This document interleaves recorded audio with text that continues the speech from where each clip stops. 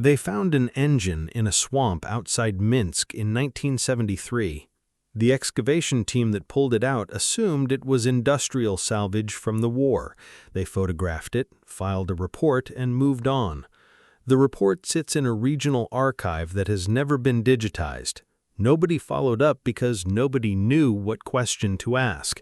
The engine, by the measurements recorded in that report, displaced more than 4 times the volume of a comparable modern diesel, weighed approximately half as much, and showed no evidence of an internal combustion chamber. Nobody followed up because nobody knew what question to ask. That is almost always how it begins, not with suppression, not with men in dark rooms deciding what the public is allowed to know, but with the simpler, more total erasure of context. You cannot investigate what you cannot categorize. You cannot categorize what your entire training has prepared you to regard as impossible. The engine sat in that archive for 50 years, not because it was hidden, but because the people who found it had no framework for understanding what they had found, and the people who might have had that framework had by 1973 been educated out of it entirely. The framework was Tartarian, and before you reach for the reflex, before the part of your mind that has been carefully maintained to produce a specific response to that word begins producing it, consider what the cartographic record actually shows. Tartaria, on the authoritative maps of the 16th and 17th centuries, is not marginal, it is central. It is labeled with the specificity of a civilization that someone knew well enough to document in detail: internal provinces, named cities, trade corridors.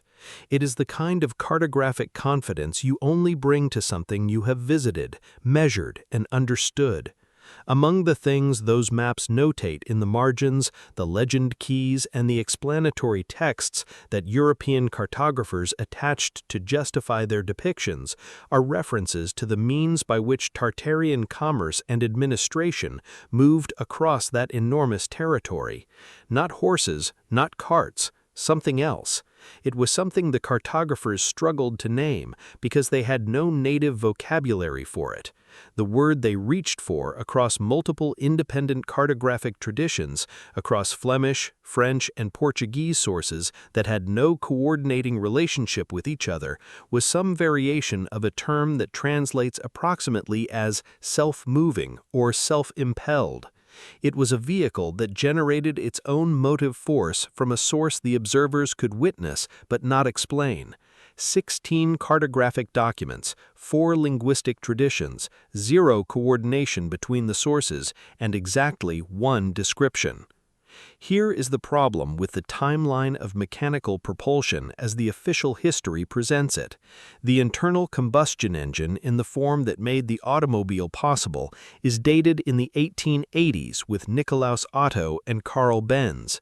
This is the standard sequence that every engineering curriculum reproduces without friction because it has been reproduced without friction for so long that the questioning of it feels like the questioning of arithmetic.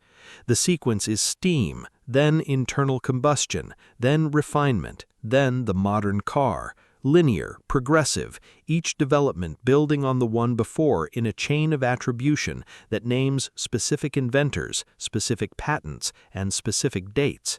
The problem is the objects that predate the sequence. In 1889, during the demolition of a building in Cincinnati that the city records date to 1851, workers uncovered a sub-basement that the building's own documentation did not mention. Inside the sub-basement were storage racks, and on the storage racks were components, machined components, some still in what appeared to be original packing material, made from alloys that a metallurgical analysis conducted at the time and recorded in the Cincinnati Commercial Gazette on March 14th of that year could not fully characterize. The analysis identified the primary metal as a variant of aluminum, which is unremarkable. What is remarkable is the secondary alloying elements, produced a tensile strength that the analysts noted with evident confusion exceeded anything currently achievable in commercial aluminum production in 1889. The techniques for producing high-strength aluminum alloys were not developed until the early 20th century under industrial pressures that the official history traces to aircraft manufacturing demands. The components were cataloged, 23 of them. The catalog was published in the Gazette, and then the components were transferred through a chain of institutional handoffs that the documentary record traces as far as a receiving inventory at the Smithsonian dated 1891, after which they do not appear in any subsequent Smithsonian catalog that has been made available for public research. 23 components, machined alloys that shouldn't have existed, a subbasement that the building's own records didn't acknowledge, and a receiving inventory that marks the last moment they appear in any document you are allowed to examine. The architecture of Tartarian transportation technology, pieced together from the sources that remain available, follows a pattern that the standard history of engineering cannot accommodate and therefore does not attempt to address. It is not because the sources are obscure, but because the sources are legible within a framework that the standard history has spent considerable institutional energy making unavailable. The framework is this: Tartarian civilization at its operational peak, which the cartographic evidence places somewhere between the 14th and 16th centuries, had solved a problem that modern engineering solved in the 20th and is still solving imperfectly in the 21st, the problem of energy density, of storing and releasing motive force in a package compact enough, stable enough, and efficient enough to move a vehicle across variable terrain without constant resupply. Modern electric vehicles solve this problem badly. A contemporary lithium-ion battery pack capable of moving a passenger vehicle 400 kilometers weighs, depending on the vehicle, between 400 and 800 kilograms. It degrades, it is sensitive to temperature, and it requires a charging infrastructure whose construction cost at global scale runs into the trillions. The problem, after 140 years of sustained industrial effort and more than $2 trillion in cumulative research investment, is not solved, it is managed. There is a meaningful difference. The objects recovered from sites associated with the pre-renaming urban landscape, the buildings that predate the engineering knowledge that supposedly produced them, the sub-basements official building records don't acknowledge, describe a different solution. It was not battery-based and not combustion-based. The closest analogy in the modern technical vocabulary is resonance, a system that draws on the electromagnetic properties of the surrounding environment, that uses the planet's own field geometry as a medium, and that requires no fuel in the combustion sense because it is not burning anything. It is tuning, the way a tuning fork does not generate sound so much as it reveals sound that was already present in the medium. A Tartarian vehicle, by this description, did not generate motive force so much as it extracted motive force that was already present in the field it moved through.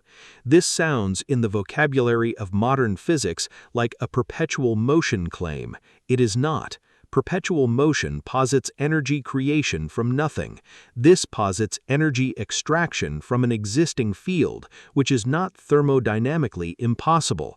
It is, in fact, the operating principle of several technologies that exist today and are in routine use, technologies whose theoretical underpinnings, traced carefully back through their citation histories, lead to researchers whose work was defunded, whose institutional affiliations were quietly ended, and whose papers were not rejected so much as simply never reviewed, in a pattern that begins with reliable consistency in the 1920s.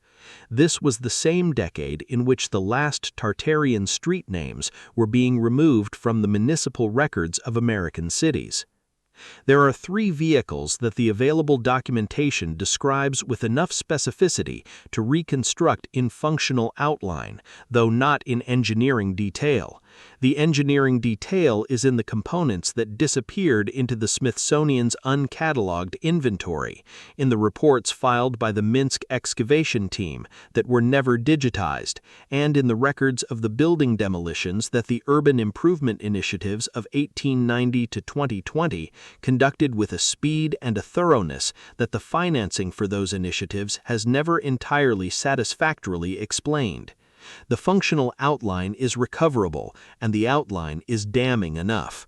The first is what the documentary sources call, in translation, a ground runner, a vehicle designed for surface transport across the steppe and the high-altitude plateaus that constitute the interior of the Tartarian geographic sphere.